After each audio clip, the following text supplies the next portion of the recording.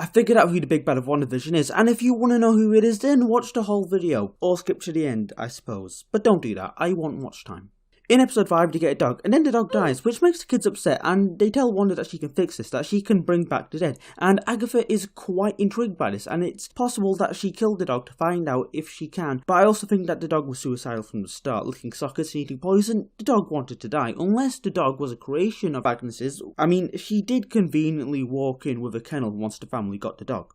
At the end of this episode, Quicksilver arrives, played by the same guy who played him in the Fox X-Men universe, and people within the MCU are aware that this is a different person and not the original Pietro, hence the line, they recast Pietro. So they know that this isn't the same Pietro from Age of Ultron. But then, in the next episode, the intro to the sitcom episode credits everyone with their names because these characters are playing themselves within that show. But when it comes to Pietro, it says Pietro Maximoff as himself. So whoever is making these intros within the universe are trying to convince people that this is Pietro when it's probably someone else. Like Agnes, Pietro is trying to get answers from Wanda the entire time, but who are they getting answers for? Well, it's none other than Darkseid, because they probably want answers for something related to death, and you could say death is the anti-life equation, which is something Darkseid wants. So yes, that's who the big bad of this Disney Plus Marvel Studios show is. I am so smart from figuring this out, and you can do a smart thing too by subscribing.